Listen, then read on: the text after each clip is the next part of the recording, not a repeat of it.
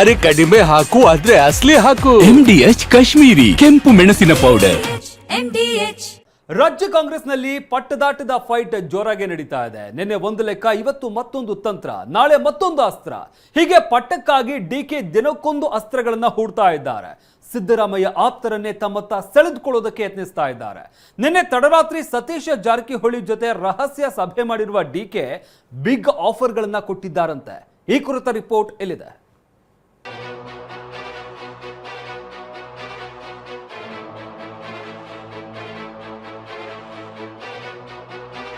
ಇಲ್ಲಿ ನಿಂತಿರೋರ್ಗೆ ಚೇರ್ ಬೆಲೆ ಗೊತ್ತಿಲ್ಲ. ಡಿಕೆ ಮಾತಿನ ಮರ್ಮವೇನು?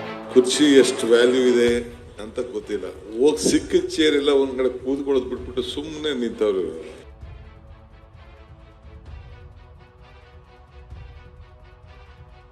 ಕೊಟ್ಟ ಮಾತು ಉಳಿಸ್ಕೊಳ್ಳೋದು ವಿಶ್ವದಲ್ಲೇ ದೊಡ್ಡ ಪವರ್ ಎಂದ ಡಿಕೆ. ಈಗೇನೊಂದು ಮಾತು ಕೊಡ್ತೇವೆ, ಮಾತು ಉಳಿಸ್ಕೊಳ್ತೀವಿ, ಮಾತು ಆಡ್ತೀವಿ, ಅದೇ ವಿಶ್ವದಲ್ಲೇ ಒಂದು ಪವರ್ ಅದು. ಇಲ್ಲಿ ನಿಂತಿರೋರ್ಗೆ ಚೇರ್ ಬೆಲೆನೇ ಗೊತ್ತಿಲ್ಲ. ಕೊಟ್ಟ ಮಾತಿನ ಬಾಣ. ನಂದ್ ಯಾವುದೇ ಬಣ ಇಲ್ಲ, ಕೇವಲ ಕಾಂಗ್ರೆಸ್ ಬಣ ಅನ್ನೋ ವಾಕ್ಚಾತುರ್ಯತೆ. ಒಂದ್ ಕಡೆ ಪಟ್ಟದಾಟಕ್ಕೆ ಬ್ರೇಕ್ ಹಾಕಲು ಹೈಕಮಾಂಡ್ ಹಲವು ಲೆಕ್ಕಾಚಾರ ಹಾಕ್ತಿದೆ. ಮತ್ತೊಂದ್ ಕಡೆ ಡಿಕೆ ಸಿಎಂ ಸ್ಥಾನಕ್ಕೇರೋದಕ್ಕೆ ದಿನಕ್ಕೊಂದು ಪ್ರಯತ್ನ ಮಾಡ್ತಿದ್ದಾರೆ. ಹಿರಿಯ ಸಚಿವರ ಜೊತೆ ಸಾಲು ಸಾಲು ಸಭೆಗಳನ್ನ ಮಾಡ್ತಿದ್ದಾರೆ. ಮೊನ್ನೆಯಷ್ಟೇ ಕೆಜೆ ಜಾರ್ಜ್ ಭೇಟಿಯಾಗಿ ಮಾತುಕತೆ ನಡೆಸಿದ್ದ ಡಿಕೆ ಸಿಎಂ ಆಪ್ತ ಜಮೀರ್ ಜೊತೆಗೂ ಚರ್ಚಿಸಿದ್ರು. ಇಷ್ಟೇ ಯಾಕೆ, ತಡರಾತ್ರಿ ಖಾಸಗಿ ಹೋಟೆಲ್ನಲ್ಲಿ ಸಚಿವ ಸತೀಶ್ ಜಾರಕಿಹೊಳಿ ಜೊತೆಗೂ ಡಿಕೆ ರಹಸ್ಯ ಸಭೆ ಮಾಡಿದ್ದಾರೆ. ಸುಮಾರು 1 ಗಂಟೆಗೂ ಹೆಚ್ಚು ಕಾಲ ಮಾತುಕತೆ ನಡೆಸಿದ್ದಾರೆ. ಇದೇ ವೇಳೆ ಸಚಿವ ಸತೀಶ್ ಜಾರಕಿಹೊಳಿಗೆ ಡಿಸಿಎಂ ಡಿಕೆ ಬಿಗ್ ಆಫರ್ ಕೊಟ್ಟಿದ್ದಾರೆ ಎನ್ನಲಾಗಿದೆ. ನೀವು ಪಕ್ಷದ ಕಾರ್ಯಾಧ್ಯಕ್ಷರಾಗಿ ಕೆಲಸ ಮಾಡಿದ್ದೀರಿ. ಪಕ್ಷದ ಹಿತದೃಷ್ಟಿಯಿಂದ ಜೊತೆಯಾಗಿ ಕೆಲಸ ಮಾಡಬೇಕು. ಸಿಎಂ ಮನವೊಲಿಕೆ ಜೊತೆಗೆ ತಮ್ಮ ಸಹಕಾರವೂ ಬೇಕು. ಹೈಕಮಾಂಡ್ ನಿರ್ಧರಿಸಿ ಸಿಎಂ ಸ್ಥಾನ ಕೊಟ್ರೆ ನೀವು ಬೆಂಬಲಿಸಬೇಕು. ನಿಮ್ಮ ವಿಶ್ವಾಸವನ್ನ ಹೀಗೆ ಮುಂದುವರಿಸ್ತೇನೆ. ಕೆಪಿಸಿಸಿ ಅಧ್ಯಕ್ಷ ಸ್ಥಾನದ ಜೊತೆ ಡಿಸಿಎಂ ಆಗಿ ಮುಂದುವರಿಯಬಹುದು. ಸಿದ್ದರಾಮಯ್ಯನವರನ್ನ ಬಿಟ್ಟು ನಾವು ಬರಲು ಆಗಲ್ಲ. ಹೈಕಮಾಂಡ್ ನಿರ್ಧಾರ ಮಾಡಿದ್ರೆ ಅದಕ್ಕೆ ಬದ್ಧರಾಗಿರ್ತೇವೆ. ಮೊದಲು ಹೈಕಮಾಂಡ್ ನಿರ್ಣಯ ಮಾಡಲಿ, ನೋಡೋಣ. ನಾವಾಗೆ ಇವರನ್ನ ಮಾಡಿ ಅವರನ್ನ ಮಾಡಿ ಎಂದು ಹೇಳಲ್ಲ. ಇಷ್ಟೇ ಅಲ್ಲ, ಸತೀಶ್ ಜೊತೆ ಮನಬಿಚ್ಚಿ ಮಾತನಾಡಿದ ಡಿಕೆ ದಲಿತ ಮತ್ತು ಒಬಿಸಿ ಮತ ಬ್ಯಾಂಕ್ ಬಗ್ಗೆನೂ ಚರ್ಚೆ ಮಾಡಿದ್ದಾರೆ. ಈ ಬಗ್ಗೆ ಸತೀಶ್ ಜಾರಕಿಹೊಳಿ ಮಾಧ್ಯಮಗಳಿಗೆ ಪ್ರತಿಕ್ರಿಯಿಸಿದ್ದು ಹೀಗೆ. ಇನ್ನೂ ನಮ್ಮ ಪಾರ್ಟಿ ಹಂತಲ್ಲಿ ಚರ್ಚೆ ಇಲ್ಲ, ಯಾವುದೋ ಆ ರೀತಿ ಬದಲಾವಣೆ ಚರ್ಚೆ ಇಲ್ಲೇ ಇಲ್ಲ. ಬಂದಾಗ ಅದ್ರ ಬಗ್ಗೆ ಚರ್ಚೆ ಮಾಡೋಣ. ಈಗ ಬಂದೇ ಇಲ್ಲ, ಅದು ಎಲ್ಲಿ ಕೂಡ ಚರ್ಚೆ ಇಲ್ಲ ನಮ್ಮ ಪಕ್ಷದಲ್ಲಿ. ಬದಲಾವಣೆ ಪರ್ವ ಏನಿಲ್ಲ, ಬದಲಾವಣೆ ಇಲ್ಲ. ಕಿಶೋರ್ ಸಹಜವಾಗಿ ಎಲ್ಲರಿಗೂ ಭೇಟಿಯಾಗಿದ್ದಾರೆ. ಕೆಲವು ಕಡೆ ಅವ್ರ ಮನೆಗೆ ಕರ್ಸ್ಕೊಂಡು ಭೇಟಿಯಾಗಿದ್ದಾರೆ, ಕೆಲವು ಕಡೆ ಹೊರಗಡೆ ಭೇಟಿಯಾಗಿದ್ದಾರೆ. ಅಂಥ ಭೇಟಿ ನಮ್ಮದು ಒಂದು ಕೂಡ ಅಷ್ಟೇ ಭೇಟಿ. ಸೊ ಇದರಿಂದ ನಮ್ಮ ಭೇಟಿಯಿಂದ ಭಾಳಷ್ಟು ಏನೋ ಆಗ್ತೈತೆ ಅನ್ನೋದೇನೋ ಊಹೆ ಮಾಡ್ಲಿಕ್ಕಾಗಲ್ಲ. ನೋಡಿ, ಅವ್ರಿಗೆ ಆಸೆ ಇದ್ದೇ ಇರೋದು ಆಗ್ಬೇಕಂತ, CM ಆಗಲಿಕ್ಕೆ. ಅವ್ರೇನಾರ ಅದನ್ನು ಕೇಳಿರ್ಬೋದು. ಅವರು CM ಕ್ಲೇಮ್ ಮಾಡಿದ್ರು, ಡೇ 1 ಅವರು ಕ್ಲೇಮ್ ಮಾಡಿದ್ದಾರೆ, ಮಾಡಿಲ್ಲ ಅಂತೇನಿಲ್ಲ. ಆದರೆ ಹೈಕಮಾಂಡು ಸಿದ್ದರಾಮಯ್ಯಗೆ ಅವಕಾಶ ಕೊಟ್ಟಿದೆ.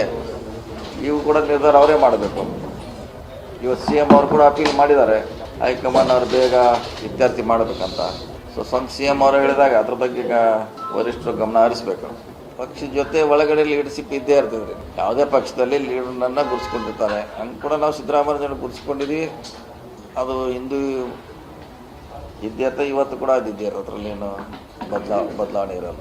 ಇತ್ತ ಡಿಸಿಎಂ ಡಿಕೆ ಮಾತನಾಡಿ, ನಾನು ಸತೀಶ್ ಆತ್ಮೀಯ ಸ್ನೇಹಿತರು. ಮುಂದಿನ 2.5 ವರ್ಷದ ರೋಡ್ ಮ್ಯಾಪ್ಗಾಗಿ ಚರ್ಚಿಸಿದ್ದೀವಿ ಅಂದಿದ್ದಾರೆ. ನಾನು ಸತೀಶ್ ಬಹಳ ಆತ್ಮೀಯ ಸ್ನೇಹಿತರು. ನಾನು ಪ್ರೆಸಿಡೆಂಟು, ನನ್ನ ವರ್ಕಿಂಗ್ ಪ್ರೆಸಿಡೆಂಟ್. ಇಬ್ಬರಿಗೂ ಬಾಂಧವ್ಯ ಚೆನ್ನಾಗಿದೆ. ಇಬ್ಬರು ಜೊತೆ ಚೆನ್ನಾಗಿ ಕೆಲಸ ಮಾಡಿದ್ದೀವಿ. ಈಗೂ ಒಟ್ಟಿಗೆ ಅವರು ಚೆನ್ನಾಗಿ ಪಕ್ಷಕ್ಕೆ ಕೆಲಸ ಮಾಡ್ತಾ ಇದ್ದಾರೆ. ಪಕ್ಷಕ್ಕೆ ಒಂದು ದೊಡ್ಡ ಆಸ್ತಿ ಉಳಿತಾ ಇದ್ದಾರೆ. ಸೊ ಮುಂದುವರಿಸ್ಕೊಂಡು ಆ ಕೆಲಸ ಉಳಿಸ್ಕೊಂಡು ಹೋಗೋ ದೃಷ್ಟಿಯಿಂದ ಅನೇಕ ಚರ್ಚೆಗಳನ್ನು ಮಾಡಿದ್ದೇವೆ, ಭೇಟಿ ಮಾಡಿದ್ದೇವೆ. ಸೊ ಆ ವಿಚಾರದಲ್ಲಿ ನಮ್ಮದು ರೋಡ್ ಮ್ಯಾಪು ಈಗ 2.5 ವರ್ಷ ಆಯಿತು. ನೆಕ್ಸ್ಟ್ 2.5 ವರ್ಷಕ್ಕೆ ಏನು ಹೊಸ ರೂಪ ಕೊಡಬೇಕು ಈ ರಾಜ್ಯಕ್ಕೆ ಅನ್ನೋದು ನಮ್ದೆಲ್ಲರೂ ಕೂಡ ಅವರವ್ರ ಅಭಿಪ್ರಾಯಗಳನ್ನು ನಾವೆಲ್ಲ ಅದ್ರ ಬಗ್ಗೆ ಚರ್ಚೆ ಮಾಡ್ತಾ ಇದ್ದೇವೆ. ಅದೇನು ಬಿಟ್ಟರೆ ಬೇರೆ ವಿಶೇಷ ಏನಿಲ್ಲ. ಇಷ್ಟೇ ಅಲ್ಲ, ಪಕ್ಷದ ಸಮಸ್ಯೆಗಳ ಬಗ್ಗೆ ಏನೇ ಇದ್ರೂ 4 ಗೋಡೆಯೊಳಗೆ ಚರ್ಚಿಸ್ತೀವಿ ಅಂತಲೂ ಡಿಕೆ ಹೇಳಿದ್ದಾರೆ.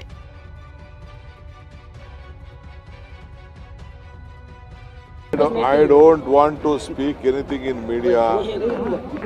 Whatever is there, we in the four walls, we will discuss party issues. I will not discuss any political issues in the media. I think there is no other discussion. ಇನ್ನು DCM DK ಜೊತೆಗಿನ ಸಭೆ ಮುಗಿತಾ ಇದ್ದಂತೆ ಸತೀಶ್ ಮನೆಯಲ್ಲಿ ನಿಗದಿಯಾಗಿದ್ದ ಇಂದಿನ ಸಚಿವರ ಸಭೆ ರದ್ದಾಗಿದೆ. ದೆಹಲಿಗೆ ತೆರಳಿ ಬರಿಗೈಯಲ್ಲಿ ವಾಪಸ್ಸಾಗಿರೋ ಶಾಸಕರ ಬಗ್ಗೆನೂ ಡಿಸಿಎಂ ಡಿಕೆ ಪ್ರತಿಕ್ರಿಯಿಸಿದ್ದಾರೆ. ಎಲ್ಲಾ ಮಂತ್ರಿಗಳಾಗಬೇಕು ಅಂತಿದ್ದಾರೆ, ತಪ್ಪೇನಿದೆ ಅಂತ ಪ್ರಶ್ನಿಸಿದ್ದಾರೆ. ನೋಡಪ್ಪ, ಎಲ್ಲರೂ ಮಂತ್ರಿ ಆಗ್ಬೇಕು ಅಂತ ಇದ್ದಾರೆ.